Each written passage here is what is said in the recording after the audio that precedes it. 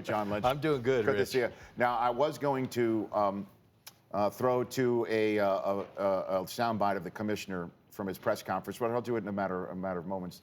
But there is breaking news on Twitter right now in regards to this show. Yes. And this is John. This might be my walk-off moment, even though I've already told that I have a full hour of radio and TV left to do. This is Costanza like walk-off mic drop, correct?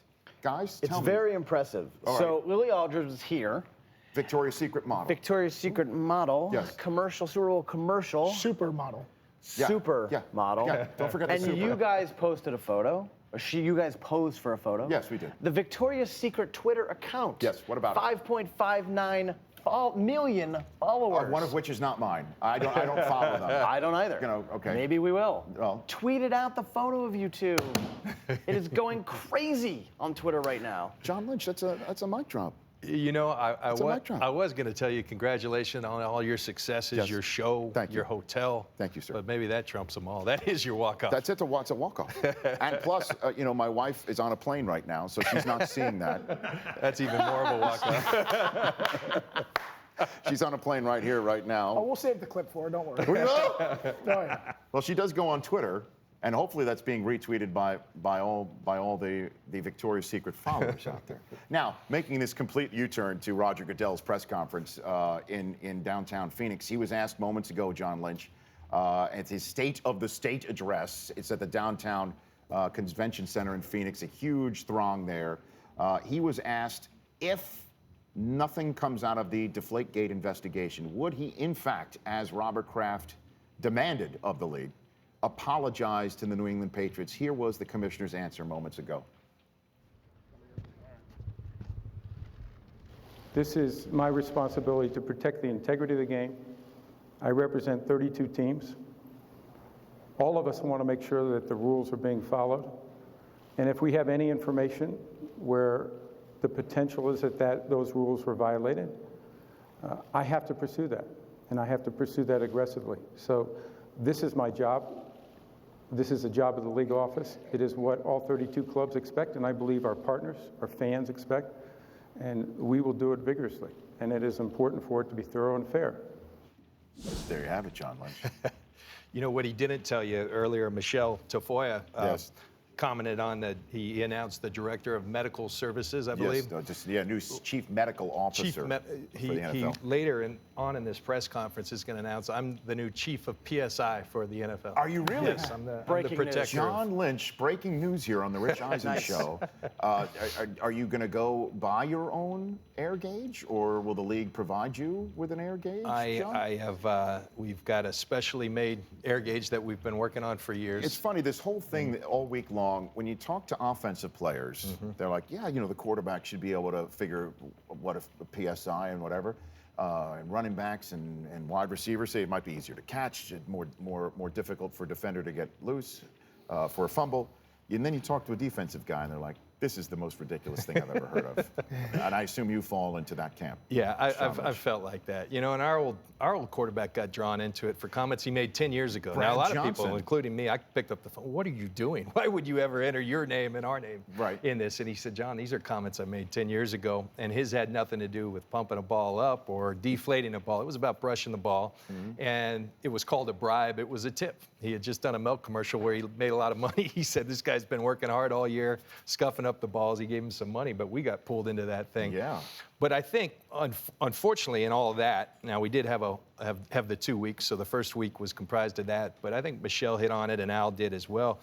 What was lost in that is it is such a wonderful matchup, I think, of the two best teams. And I think these teams really represent that, the entirety of their teams. I think we got the right two teams. Well, let's talk about that. John Lynch, NFL on Fox commentator, you do a great job, along with your play-by-play fellow Kevin Burkhardt, who's come out of nowhere to be one of the top in our profession, Super Bowl champion and a Hall of Fame finalist. We'll talk about that in a moment, even though that's sort of like Fight Club. You guys don't like to talk about that when you're up for it, and understandably so. So let's get into the matchup here. What do you think is the one thing fans should focus on when they're watching the game, and that if something happens in this regard, that's the decider on who lifts the Lombardi Trophy, John Lynch? Well, to me, Rich, I think what these two teams really represent is what it takes to be a champion in today's NFL world. And what I mean by that, I think when you look at them, I've always believed, and particularly of late, it's the teams that can beat you in a multitude of ways. When you look at Seattle, they can do the zone read game. Off that comes play action, and these tight ends you've never heard of make a big catch for 50 yards. They got these receivers, and Russell can spread them out and play the empty game. So anything you try to stop, you try to dedicate your resources to stopping Marshawn Lynch, which is a wise thing to do because I really believe he's the guy that makes that whole thing go. But they can go to another way to beat you. You try to take that away, they go back to Marshawn. You start keying on Marshawn, next thing you know, Russell pulls the ball. And so they've got so many different ways. Their defense just so fast and physical. I think reminds me a lot of our defense because they didn't try to trick people. And Tony Dungy was the same way. And I don't think it's a coincidence. Monty Kiffin, Pete Carroll, contemporaries coached on the same staffs. That was our philosophy. It was about playing fast. It wasn't about tricking people. It was about letting your guys play. They do it and do it well. And then you look at New England, very much the same way.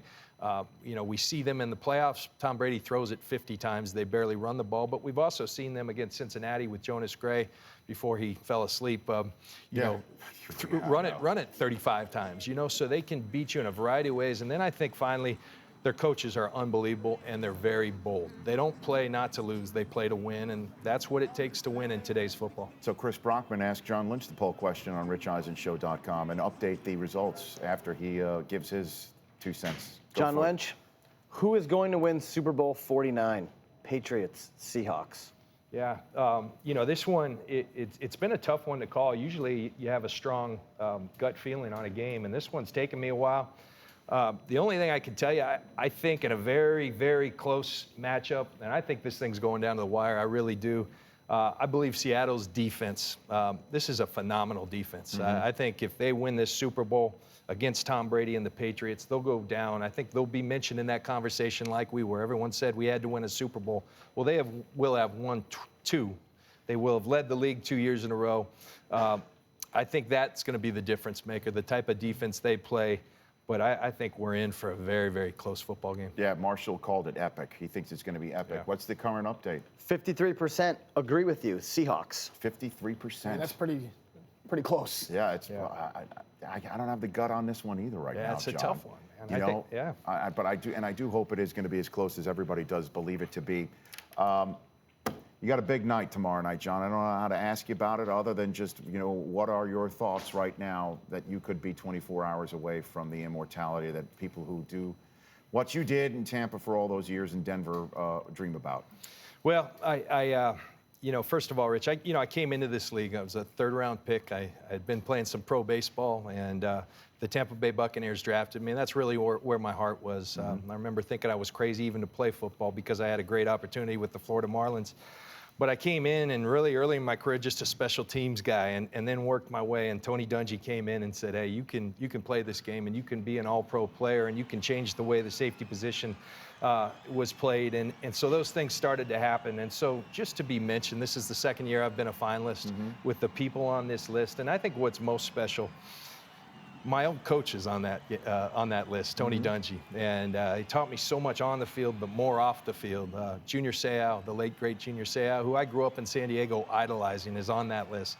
Same thing with Terrell Davis. He was younger than me, but he's on that list. So you have so many connections, like the last couple of years with Derek Brooks and Warren Sapp, to be on the list with people you love and respect. It even makes it more special. I hope it happens. I believe I'm worthy of it, but I also understand and respect the process and what a tough job these voters. I'd vote for everyone. Yeah, I know. Everyone on the list is worthy of it, and that's the whole thing about who's a first ballot guy, who's not, and then you finally get in. It's like, well, if you're deserving, then why weren't you deserving a few years? It's a tough gig what these selectors have to do. Where are you going to be? Are you going to be? Just going to hunker down somewhere? I told my marketing guy, keep me real busy tomorrow.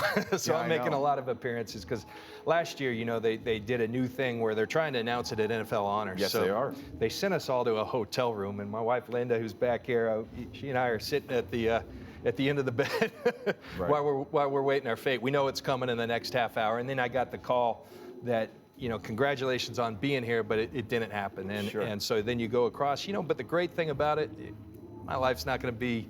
No, John. I've got 4 beautiful kids. I had a wonderful career. I'm very proud of. And so if it happens, I think it's just a win. There's no It lose is. to No, it is. And it's just like the fact that you have to sit here and say, I've got a beautiful wife and I got beautiful kids and I'm fine after a career that's so worthy that you are at this point in time. And then you see people, Irvin was the same way when he didn't get in the first year. He was despondent. Same thing with, Strahan and Chris Carter. And yet they all have jackets now. Yeah, and it's going to happen. I ran into Lynch tomorrow. Yeah, I ran into Lynn Swan in the hotel lobby the other day, and he said, John, and I've only met Lynn on one other occasion. I don't know him well. Mm-hmm. He came over to me, and we were talking, and he said, I want you to know, at one point I had some records in this league. I have 1 record left. And I said, well, what's that, Mr. Swan? And he said, I was on that list that you're on 14 years. He waited 14 years, and it's the longest anyone's ever waited. Yeah, and Harry Carson came close, and he basically said, I've given up. Yeah. I've given up, and when he finally got in, he was on a flight to Hawaii because he just said, I'm just going to take, instead of keeping busy, he just put himself on a plane for 6 hours. and when he finally landed, he turned on his phone, and suddenly, you have 48 messages, and he was like wondering what in the world happened, and that's how he found out he got in the Pro Football Hall of Fame. You got me thinking. I may book a trip to There Hawaii you go. tomorrow. Hey, your wife can thank me in the commercial break. Thanks for coming in, John Yeah, Lynch. thanks, Rich. You, sir, are you're 1 in a million. So thanks for coming in. I appreciate it, and I hope you get in tomorrow night. You deserve it. Very much. The Rich Eisen Show, weekdays at noon Eastern. On Audience.